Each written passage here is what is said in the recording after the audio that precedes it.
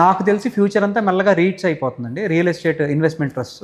అంటే mutual fund ఎలా అయితే మన అందరి డబ్బులు తీసుకెళ్ళి లిస్టెడ్ కంపెనీస్లో పెడుతుందో, రీట్స్లో ఏంటంటే మన డబ్బులన్నీ తీసుకెళ్ళి వాళ్ళు ఎగ్జిస్టింగ్ మాల్ కొనడము, ఎగ్జిస్టింగ్ పెద్ద బిల్డింగ్ కొనడము. ఇప్పుడు మన అందరం కలిపి వెళ్ళి మైక్రోసాఫ్ట్ బిల్డింగ్ అమ్మకానికి ఉందండి, 9% రెంట్ వస్తుందని మీకు తెలిసింది, మీరు కొనగలరా? లేదు. అది ఒక 600 కోట్లు అంటాడు ఎగ్జాంపుల్. 600 కోట్లు అంటే మీ దగ్గర నిజంగా 3 కోట్లు ఉన్నా సరే మీరు ఆలోచించరు, 30 కోట్లు ఉన్నా మీరు ఆలోచించరు. సో అప్పుడు ఏమవుతుంది అంటే చాలామంది ఓకే నేను 3 కోట్లు, మీరు 10 కోట్లు, ఇంకొకరు 20 కోట్లు, ఇవన్నీ కలిపి ఒక ఫండ్ మేనేజ్ చేస్తుంది అనుకోండి. వాళ్ళు పోయి అది 600 కోట్లు పెట్టుకున్నారు అనుకోండి, ఎవరి రేషియోకి వాళ్ళకి 8%లో వాళ్ళు 1% ప్రాసెసింగ్ ఫీజో లేకపోతే వాళ్ళ అడ్మిన్ ఎక్స్పెన్స్లో తీసేసిన 7% రెంటల్ వస్తుందంటే మనం చిన్న ఎసెట్ కొనే బదులు అలాంటి వాటిలో పెట్టడానికి ఎక్కువ ప్రిఫరెన్స్ చూపిస్తామండి. ఎందుకంటే ఒకటి అది Microsoft, 2 prime building, tenant guarantee, rent బాగుంది, అందులో ఒక ముక్క నాది.